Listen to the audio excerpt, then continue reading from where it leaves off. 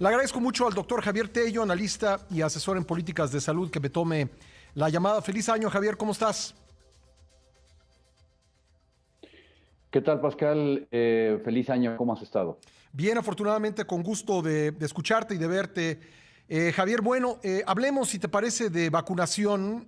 Ayer llegó el cuarto embarque Claro. de vacunas y la Secretaría de Relaciones Exteriores y la Secretaría de Salud dieron datos sobre la vacunación en México, diciendo que México ocupa el 13º lugar de países con más vacunas administradas en el mundo. En números totales eso parece ser lo correcto, pero si le aplicamos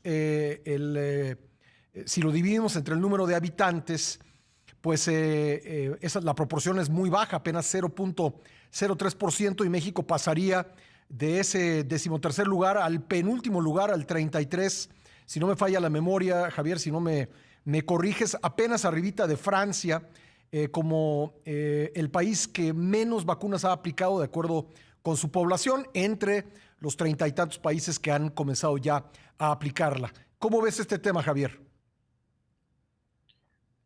Pues mira, no es bueno y no es bueno por dos razones. La primera, la más anecdótica y rapidísimo, es porque por primera vez estamos viendo cómo utilizan los números a su conveniencia, ¿no? Vaya, tú recordarás que cuando hablamos de las cifras de muertos, lo primero que hacen es tundirte porque dicen que no tenemos que ver así la mortalidad en México, sino lo tenemos que ver contra 100,000 habitantes, etcétera. Pero las vacunas, entonces sí nos ponemos en números totales, ¿no? Cuando en realidad lo que tenemos que ver entonces, según la métrica normal y la de ellos, es cómo estamos por 100,000 habitantes, y es ahí donde tienes toda la razón, estamos en penúltimo lugar. Ujú. Ahora, lejos de esto, que me parece más bien una cuestión de comunicación o querer dar un mensaje, la realidad es que lo que hemos estado viendo estos días ha sido un sistema de vacunación impresionantemente ineficiente. Ineficiente porque dos cosas, yo lo he ya resumido en dos puntos. La primera, estamos haciendo que la gente vaya a las vacunas y no las vacunas vayan a la gente. Y te estoy hablando de no cualquier cosa o de una queja nimia, ¿no? Te estoy hablando de médicos, personal de enfermería, que por cierto hoy es el día de ellos y hay que felicitarlos mucho, sobre todo este año. Gente auxiliar que ha estado trabajando en área COVID y que salieron de guardia ayer en la noche y los estamos citando para que estén hoy a las 6:30 de la mañana o a las ¿Literal? 5:30 de la mañana, literalmente, ¿sí? Para que se formen en un camión, vayan en este camión todos encerrados, lleguen a alguna parte, no se bajan del camión, llegan a una instalación militar donde, no me voy a cansar de decirlo porque 4 amigas me lo han dicho, no hay un baño. Las instalaciones no tienen un acceso adecuado y fluido, hay un solo baño, creo, Mm. nada más para ser justos, y no tenía jabón y no tenía papel, etcétera. Todo para un trámite de 15 minutos en los que te toman tu rapidísimo, sea que el sargento Rodríguez te lo toma rápidamente en una computadora o por paloteo te vuelven a poner en la quinta lista que está escrita. Ayer Ciro Gómez Leiva lo narraba muy interesante, y lo corroboraba en un reportaje, y sales y te vuelven a subir al camión y te vuelven a depositar en tu hospital, etcétera, ¿no? Entonces creo que esto lo está haciendo demasiado ineficiente. Ese era el punto uno. El punto dos es que creo que tampoco teníamos, para ser honestos, una logística completamente bien hecha, y todavía la siguen haciendo. ¿A qué me Ujú. refiero? Y esto es muy serio. Leí en redes sociales, no sé Sí, qué tan cierto sea, pero te lo pregunto, seguramente tú tienes información más sólida al respecto, que algunos médicos se enteraron que les tocaba la vacuna porque los contactaron a través de las redes sociales. es correcto, es correcto. El sistema, y eso es a lo que iba, es un sistema que me puede parecer cualquier cosa, pero no improvisado. O sea, es impresionante el nivel de improvisación que podemos tener en este tipo de cosas. Pero Era se para supone que que tendría que haber tuviéramos una un base de sistema datos, ¿no? Es decir, creado. ¿cómo buscar a los médicos a Debería haber través de una base sus de, páginas de redes sociales? Mira, te explico. Todo comienza porque primero que hicieron fue crear un censo en este momento y decirle a cada director de los hospitales: denme su lista de posibles candidatos, es decir, el personal que esté en área COVID por el Ujú. momento. Ya luego veremos a los demás. Ahorita me interesa que están en área COVID. Los directores mandan sus listas y sus listas son validadas en el Instituto Mexicano del Seguro Social o en la Coordinación de Institutos Nacionales de Salud. esa lista validada la devuelven a los hospitales diciendo, estos son a los que les vamos a aplicar la vacuna Ujú. en estos días. ¿Por qué? Porque entonces sí viene la logística de descongelar dosis, tú no puedes descongelar más que las de la cajita y no te pueden sobrar dos o te pueden faltar dos, ¿no? O sea, esas son las que puedes descongelar, etcétera. Se las mandan a los directores y entonces los directores empiezan a contactar a la gente.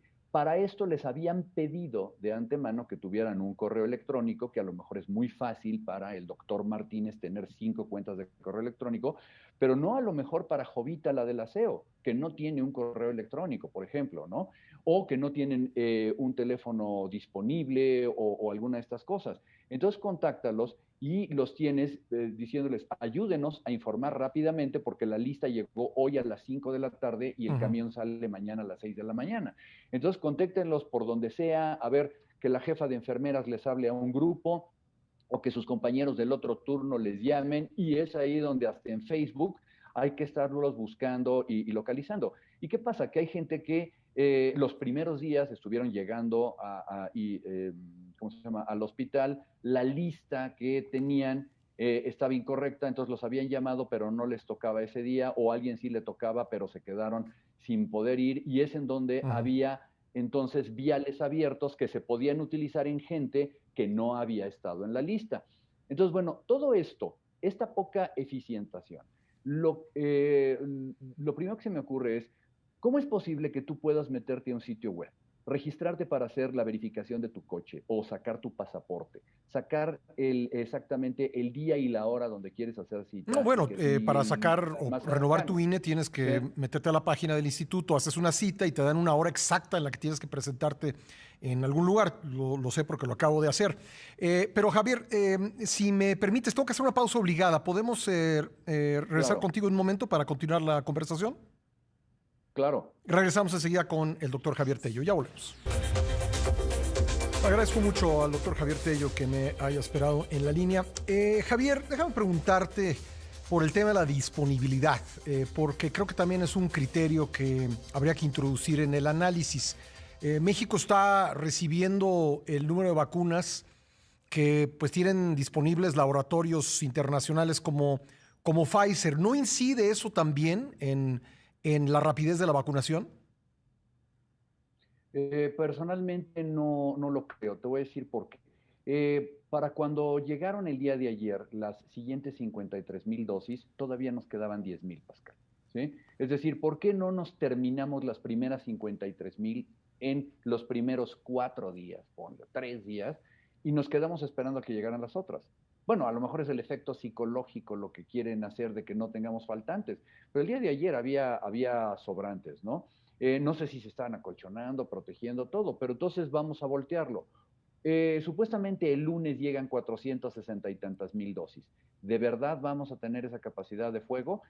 Hay que recordar, Pascal, que en el calendario tenemos que aplicar 1,400,000 dosis en el mes de enero. Eso significa que desde el lunes pasado deberíamos haber estado aplicando 52,000 dosis diarias. ¿Y cuántas No llevamos en entiendo promedio cómo lo diario? vamos a hacer. 4,200 según el doctor López Ridaura en su gráfica de lunes. Ah, no, ayer el subsecretario López Gatel nos dio como 4,025 o algo por el estilo Ujú, diarias, ¿no? ujú. Entonces, lo que yo quisiera saber es qué capacidad de fuego tenemos, ahora sí que tratando de hacer una relación a las Fuerzas Armadas, qué capacidad de fuego tenemos para pasar de 4,000 dosis administradas diariamente a 52,000. También ayer nos dijeron otra vez de manera escueta que van a ser repartidas todas estas, ahora sí, en varias entidades del país, pero seguimos preocupados, ¿no? ¿Con qué equipo, con qué vacunadores, en qué lugares, cuál es la logística y cuál va a ser el detalle? Vamos a estar viendo de nuevo esta tónica de los autobuses y de las listas y de Lupita, la enfermera, llamándole a sus compañeras, etcétera, así nada más, sin algo más. Te voy a poner un ejemplo. Todos los que han ido se tienen que poner una segunda dosis, ¿correcto? Entonces, el día 14 es cuando se cumplen los 21 días de la primera dosis que les aplicaron a los otros, es cuando tenían que aplicarse la segunda dosis. Bueno, supuestamente iban a enviarles o les van a enviar un correo electrónico con un QR y todo. Hasta donde yo lo sé, mis conocidos y conocidas que se han puesto la vacuna no han recibido todavía su correo para la cita de la segunda dosis. Me asusta mucho que el viernes apenas de la semana pasada nos dijeran en tiempo futuro vamos ¿cómo se llama? A implementar, es la palabra, un sistema con QR para que hagan bla, bla, bla. Ok, sí. ¿Por qué no tenemos todo esto listo? ¿Por qué la gente llega y no le toman una serie de datos epidemiológicos que Ujú. podían ser fundamentales? Nadie le preguntan su peso, su talla, si tiene hipertensión, si es obeso. Eso sería oro molido en este momento en que tanto lo necesitamos, tener esa información de 90 millones de mexicanos. Sí. Entonces, yo creo que la parte más complicada de esto, Pascal, es que entre más problemas tiene alguien, más desconfianza comienza a haber con el sistema y no nos podemos dar Ujú. ese lujo. Javier, déjame preguntarte esto. Ayer se dijo también que después del personal de salud siguen los adultos mayores y la estrategia, de acuerdo con el gobierno federal, será vacunar primero a aquellos que viven en zonas apartadas del país. Yo ayer leía las opiniones de algunos expertos de que era mejor comenzar a vacunar a los adultos mayores en los núcleos urbanos porque ahí es donde se da la mayor parte de los contagios. ¿Tú qué opinas al respecto? Mira, déjame ponerlo muy claro. ¿Es muy bueno que se vayan a vacunar a los ancianos? Sí.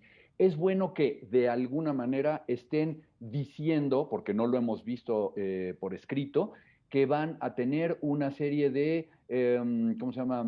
De brigadas de vacunación y que estas brigadas van a tener quién sabe cuánta gente, etcétera. Hay ahí 4 personas que no me hacen mucho sentido, como los promotores, no sé qué vayan como promotores a promover, y 2 voluntarios, no sé quiénes son esos voluntarios. Entonces, a mí se me hace mucho ese tipo de gente a las brigadas. Pero vamos a suponer todo está bien. Yo personalmente pidiendo que lleven la vacuna a la gente y esto es llevar la vacuna a la gente. Ujú. Hasta ahí vamos bien.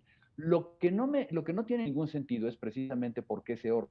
Cuando la lógica, primero que nada, de repente sacada, anunciada por el presidente, que no por el especialista, ni por el zar de la pandemia, ni por nadie, él dice, vamos a crear unas brigadas y lo vamos a hacer en el orden que debe ser justo, porque primero los de abajo y las áreas más pobres, puede ser algo muy bonito y muy romántico, Pascal, pero no se basa en nada. O sea, no hay ningún apoyo científico, ningún soporte que diga que ese tiene que ser el orden para la aplicación de las vacunas. Y antes de que comiencen los ataques de que no, es que lo que quieres es que primero vacunen a los viejitos ricos y que son whitexicans y que todo lo demás, hay que decirlo muy claro, los núcleos urbanos con mayor hacinamiento y donde hay mayor contacto en número de personas, seguramente son los que están más expuestos. ¿Qué es lo que están haciendo primero que nada los países europeos y Estados Unidos, donde hay que reconocerlo, se utilizan más los asilos? En el día 1 vacunaron a una enfermera, en el día 2 estaban vacunando a ancianos. Es más, Ujú. en Inglaterra la primera vacunación fue en un asilo de ancianos, en donde están conglomerados los ancianos, no en, a decir del presidente, zonas más apartadas y remotas. Perdón, ahí yo creo que el riesgo es mucho menor que con los otros, ¿no? Pues Javier, vamos a estar pendientes de cómo evoluciona el tema de la vacunación y seguramente te estaremos buscando para que nos hagas favor de hacer el análisis. Me va a dar mucho gusto, te deseo un exitoso año. Gracias, Javier, un fuerte abrazo. Igualmente, el doctor Javier Tello, analista y asesor en políticas de salud.